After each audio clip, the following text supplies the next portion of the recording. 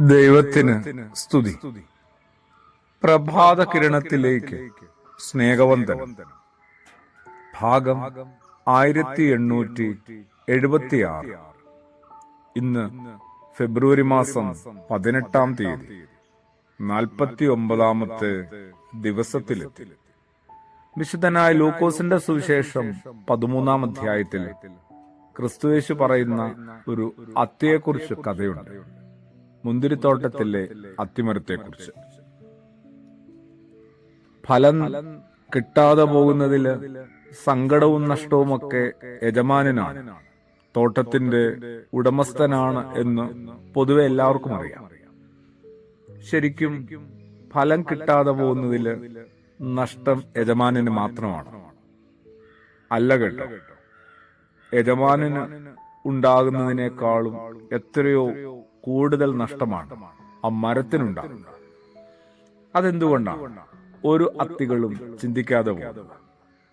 ആവശ്യത്തിന് അർഹമായ നീതിപൂർവമായ ഫലങ്ങൾ, ന്യായമായ ഫലങ്ങൾ എന്നിൽ നിന്നുണ്ടാകാതെ പോകുമ്പോൾ അത് സമൂഹത്തിന്, എന്റെ സഹവാസികൾക്ക് മാത്രമല്ല നഷ്ടം, അതിലും എത്രയോ ഇരട്ടിയാണ് എനിക്കുണ്ടാവുന്ന നഷ്ടം. പലരും ഫലമണിയാതെ പോവുകയോ പാതി വളർച്ചയിൽ മുരടിച്ചു പോവുകയോ ചെയ്യുന്നത് എന്തുകൊണ്ടാണ്? അതിനപ്പുറത്തേക്ക് പോകാനായിട്ട് ഒരു ഊർജമോ ഉത്സാഹമോ തോന്നാത്തത് കൊണ്ടാണ്.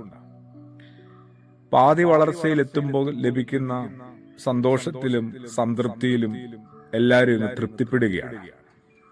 അതിനപ്പുറത്തേക്ക് നീങ്ങാനായിട്ട് ഒരു ഉത്സാഹവും ഊർജവും കിട്ടുന്നില്ല. പരിപൂർണ വളർച്ച നമ്മൾ ഓരോരുത്തരുടെയും അവകാശമാണ്. അവകാശം മാത്രമല്ല, ഉത്തരവാദിത്വമാണ്.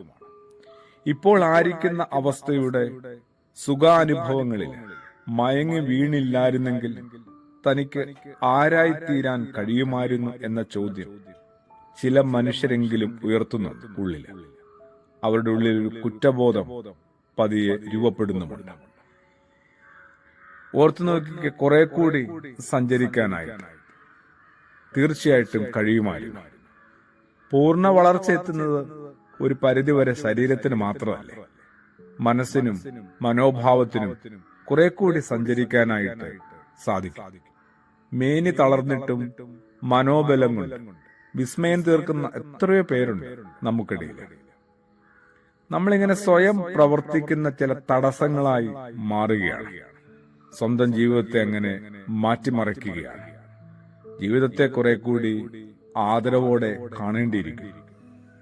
ഫലം കൊടുക്കാതിരിക്കുക എന്നത് സംരക്ഷകർക്ക്, വളർത്തുന്നവർക്ക് ഉള്ളൊരു നഷ്ടം മാത്രമല്ല, അവർക്ക് കൊടുക്കാവുന്ന ഒരു ഉപദ്രവം മാത്രമല്ല, അവനവന് തന്നെ ഒരു വലിയ ഉപദ്രവമാണെന്ന് ഭൂമിയിലെ മുഴുവൻ ഫലം തരാതെ പോയ അത്തികളുമൊന്നും തിരിച്ചറിഞ്ഞിരുന്നെങ്കിൽ അത് ക്രിസ്തുയേശുവിന് എന്തുമാത്രം ആശ്വാസമായി മാറിയേനെ.